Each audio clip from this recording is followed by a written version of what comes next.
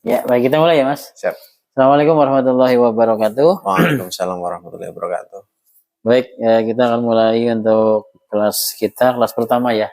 Ya. Untuk hipnoterapi. Jadi hipnosis itu ada 2 level, Mas. Kalau di tempat saya CH, Certified Hypnosis, dan CHT, Certified Hypnotherapy. Jadi ada 2 level. Nah, yang mana yang level pertama itu Certified Hypnosis adalah fundamental hipnoterapi. Jadi dasarnya dulu. Terus setelah itu akan dilanjut ke modul 2 yang advanced hypnotherapy. Sehingga selain nanti bisa menghipnosis, juga bisa memberikan terapi. Nah, sehingga tadi komplit belajarnya. Gitu. Nah, ini target kemampuannya untuk level 1, belajar tentang konsep dasarnya dulu, fondasinya dulu. Karena sebetulnya orang belajar hipnosis itu tidak belajar membuat orang tidur itu ya. Bukan membuat anak tidur terhipnosis atau membuat anak tidak kerasa, itu bukan itu. Tapi belajar mental. Jadi orang bisa menghipnosis, pertama mental kita sebagai seorang terapis, kita memposisikan diri sebagai seorang terapis, sebagai seorang hipnoterapis, atau sebagai seorang hipnotis ya. Dan kita juga memposisikan si klien sebagai klien, sehingga hasilnya akan terjadi komunikasi yang memang berdampak pada tujuan yang diharapkan. Tujuan seorang hipnohitan berarti bagaimana membawa seorang anak yang tadinya disunat dia mikirnya lain, atau dia mikirnya ketakutannya, nah, diubah menjadi dia mikirnya game, mikirnya tidur, mikirnya nyaman. Nah, diubah bagaimana seorang anak bisa seperti itu gitu, di pondasinya. Karena dia tidak mempelajari pondasinya, dia tidak punya dasar yang kuat bagaimana cara melakukannya, terus bagaimana mindsetnya dia sebagai seorang hipnotis. Nah, itu yang membedakan, Mas. Itu. Nah, belajar tentang konsep dasar, terus juga fakta dan mitosnya hipnosis ya, karena di sekitar kita kan ada masyarakat yang masih takut dengan hipnotis ya. Bukan masih ada loh ya, tapi ya sekarang kayaknya sudah mulai terbuka lah ya. Terus yang pasti hipnosis yang dipelajari di sini hipnosis yang komunikasi sifatnya. Karena kondisi hipnosis adalah kondisi terfokus. Sehingga untuk membuat orang terfokus bisa dengan komunikasi, bisa dengan sugesti, bisa dengan ritual, bisa dengan mantra, bisa dengan fokus pada satu hal, misalnya memandang satu hal ya. Memandang fokus itu juga bisa masuk kondisi hipnosis. Sehingga berbagai cara apapun dilakukan orang untuk bisa membuat kondisi hipnosis itu sangat mungkin. Termasuk orang ditakut-takutin juga terhipnosis. Orang diancam juga terhipnosis. Orang dibuat senang, bahagia ya juga terhipnosis. Sehingga hipnosis sendiri adalah satu kondisi, sebuah keadaan. Bukan sebuah ketidaksadaran. Kan gini ya, orang kan punya versi bahwa hipnosis itu tidur ya. Atau minimal dipetik langsung ledak gitu. Itu kan gampangannya orang mendefinisikan hipnosis kayak gitu. Sehingga seorang terapis kadang memaksakan diri harus tidur. Nah, dia belum tidur berarti belum terhipnosis. Sama halnya ketika nanti dengan praktek nek bocah kita ceplik kira turu berarti gagal. Nah, itu definisi kebanyakan orang. Nah, sehingga kalau tidak punya pondasi yang kuat ya, tidak diberikan konsep-konsep teori yang sangat mendasar dan sangat penting, pada akhirnya tadi menggagalkan diri sendiri. Padahal saya belajar hipnosis itu pertama kali itu tahun 2008. Belajar hipnosis. Terus dari berbagai guru dengan gagal di awal itu ya. Nah, tapi karena saya tadi penasarannya tinggi ya, saya pelajari terus saya ikut guru yang lain terus gitu ya. Pada akhirnya saya mempraktekkan ke pasien-pasien yang disuntik itu kan tidak langsung berhasil, Mas. Ada yang pada saat saya praktek malah ketawa-tawa, malah guyonan, ya kan, malah diledekin, malah digangguin pada saat saya mempraktekkan. Tapi karena saya berniat saya harus bisa, jadi saya lakukan terus. Terlepas dari hasilnya apapun. Nah, ini yang mental ini yang kadang nggak dimiliki oleh orang-orang yang tidak training. Terutama ketika nggak training di sini itu kan kadang mereka menganggap definisi hipnosis yang seperti tadi. Nah, padahal saya melakukan hipnosis, melatih itu bisa berapa bulan itu ya, sampai menguatkan mental saya untuk bisa menghipnosis. Kira-kira gini, jenengan misalnya ya, dalam 1 bulan ini belajar, terus praktek di rumah, ke anak-anak misalnya, Bu, Dek, napas panjang, tidur, terus dia tutup mata, terus dia melek lagi. Nah, kira-kira apa yang terpikir? Gagal gitu. Nah, ketika kita mengalami gagal, lakukan lagi, Mas. Saya pernah ada peserta gini, Pak, kan malu Pak depan banyak orang. Gini, kenapa kita malu? Karena kita belum siap mental kita. Karena kita belum paham. Karena kita belum memahami pondasi yang sebenarnya. Pada saat kita gagal sekali, oh nggak apa-apa. Berarti saya lakukan yang kedua kalinya dengan cara yang lainnya. Gitu. Nah, kenapa orang-orang yang lihat nanti saya kan lihat malu, diketawain nanti Pak. Masa saya ngantri diketawain, saya malu. Nah, ini ada ketidakmurnian dalam kita melakukan komunikasi hipnotik gitu. Kenapa harus malu?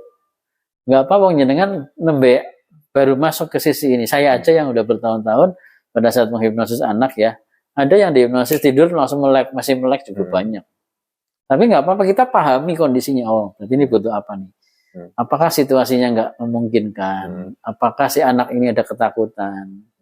Nah, kalau anak trauma dengan jarum, trauma dengan kata suntik, trauma dengan kata sunat, ya, suruh pejam mata, dia melek lagi karena takut disunat kan? Diterapi dulu. Di-tapping dulu, diterapi dengan cara-cara hipnosis dulu, dengan hipnoterapi dulu gitu ya. Yang pada akhirnya nanti muncul, oh ternyata nyaman ya. Nah, saat dia sudah bisa merasakan nyaman, mulai gitu lah. Apalagi kalau menggunakan teknik sunat yang jenengan pelajari, kan beda sensasinya. Gitu. Karena saya juga ikut pelatihan yang waktu di Purwokerto. Ya tujuannya bukan untuk jadi praktisinya, tapi untuk saya bisa tahu, oh di mana sih kelemahannya, di mana sih bisa melakukan celah-celah untuk hipnosisnya gitu.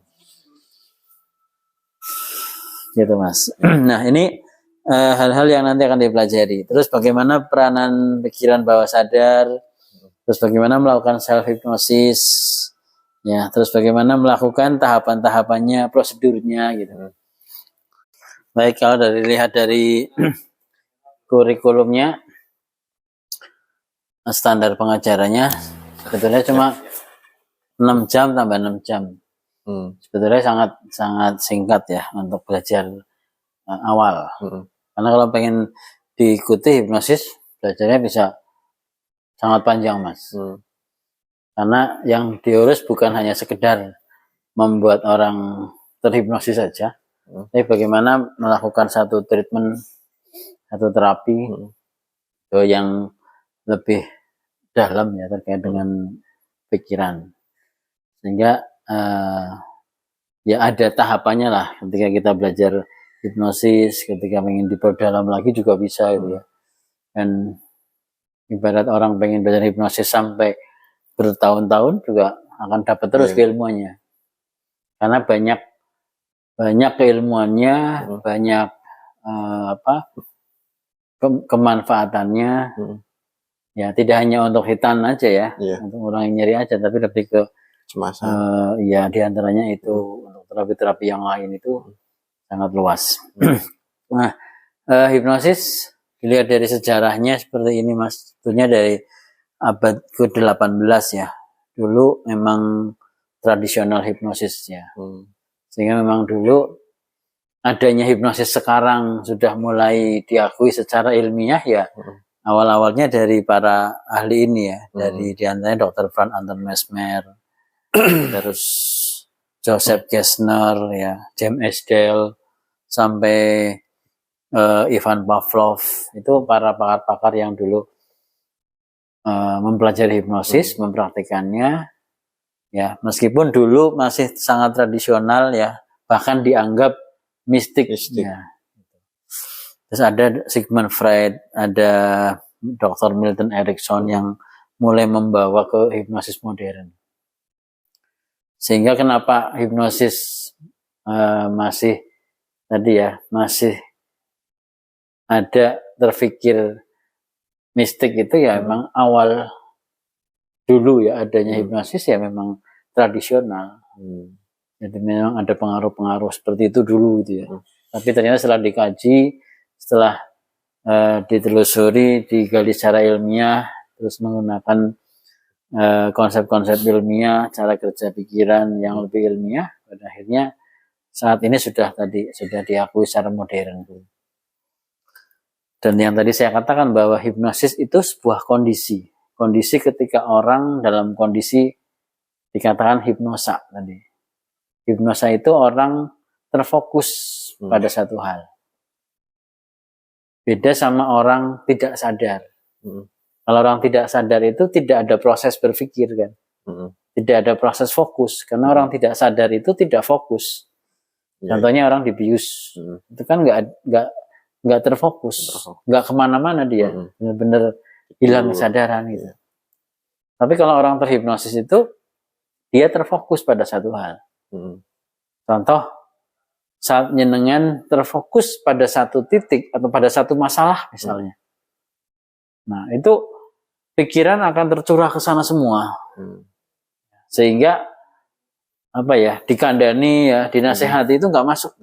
Kenapa? Karena sangat fokus pada masalah itu.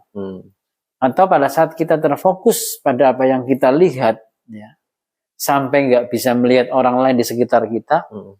Nah, itu kondisi hipnosa. Kalau dalam sholat, orang yang sangat khusyuk, itu kondisinya hipnosa. Kalau dikaitkan dengan pendapat yang dulu itu ya, bahwa hipnosis itu haram karena menghilang kesadaran, ya akhirnya bertolak belakang. Karena hipnosis itu bukan hilang kesadaran, tapi justru sangat fokus, sangat khusyuk. Nah, kalau hipnosis haram, berarti orang yang khusyuk haram dong. Gitu ya. Orang yang berzikir sangat khusyuk. Saking khusyuknya dia sudah mengabaikan sekitarnya gitu. Karena dia hanya terfokus pada zikirnya dia. Ya, dia orang yang dalam kondisi hipnosa. Ya, kadang-kadang ada orang yang, saya pernah diskusi dengan orang yang ini ahli yoga, bertapa ya, meditasi. Ahli meditasi. Kondisi meditasi kan kondisi fokus. Nah, itu kondisi hipnosa. Nah, tapi dia menyampaikan, tapi hipnosa itu bukan meditasi. Iya, bukan. Saya hanya mengatakan bahwa kondisi orang sedang meditasi itu adalah kondisinya hipnosa. Atau dia terhipnosis pada satu fokus. Gitu. Ya, entah dia fokus ke nafas, entah dia fokus ke imajinasinya dia, entah dia fokus ke rasa nyamannya, entah dia fokus ke bayangannya dia, atau ke sugestinya dia, atau dia fokus ke self talk-nya dia, kata-katanya dia. Tapi yang pasti dia terfokus pada satu titik sehingga dia mengabaikan yang lain. Nah, ini konsep hipnosis yang sampai sekarang berkembang terus. Kenapa sih ketika orang terfokus, apa yang terjadi dengan pikiran kita, dengan saraf-sarafnya, dengan hormon-hormonnya, dengan respon tubuh ini ketika orang terfokus pada satu hal. Gitu. Sehingga ada orang yang pada saat disunat tadi ya, ketika si anak difokuskan pada satu hal, disunat udah nggak kerasa. Kenapa? Karena dia difokuskan pada satu hal.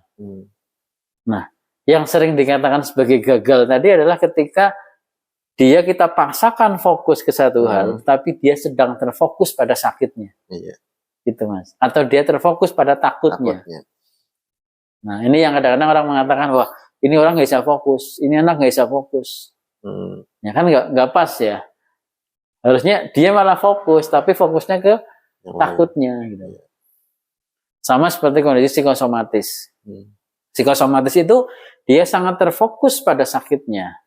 Dia sangat terfokus pada gejala-gejala yang dia alami sehingga dia mengabaikan kondisi kesehatan yang lain. Nah, di sini orang yang kena gangguan psikosomatis ya, ini orang yang terhipnosis. Oleh siapa? Bisa banyak hal ya, Mas. Oleh media, oleh omongan orang, oleh diri dia sendiri, persepsi dia sendiri, pengetahuan dia sendiri, atau oleh lingkungan yang menjadikan dia seperti itu. Nah, ini hal-hal yang sebetulnya kalau dicermati, oh iya ya, orang psikosomatis itu orang yang sangat terfokus pada penyakitnya. Sehingga bagaimana cara seorang terapis bisa mengubah fokusnya supaya dia tidak fokus pada sakitnya, tapi dia fokus pada hal positifnya. Nah, ini kalau dihubungkan dengan hipnohitan, bagaimana seorang anak yang tadinya fokus pada ketakutannya difokuskan pada kesenangannya atau kebahagiaannya atau ketenangannya. Contoh, mulai dari cara komunikasinya. Kalau jenengan saya ajak komunikasi seperti ini, Mas pengen nggak sedih?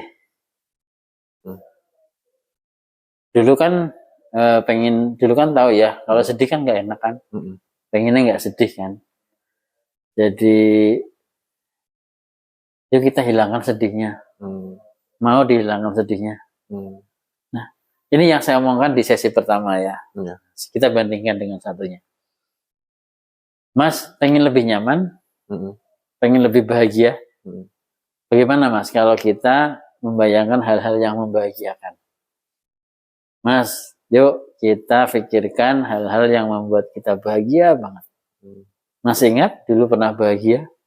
Masih ingat bagaimana caranya kita bahagia? Mas, masih ingat apa yang harus dilakukan untuk bisa bahagia? Ini sesi yang kedua. Antara yang pertama dan yang kedua, apa yang jenengan rasakan?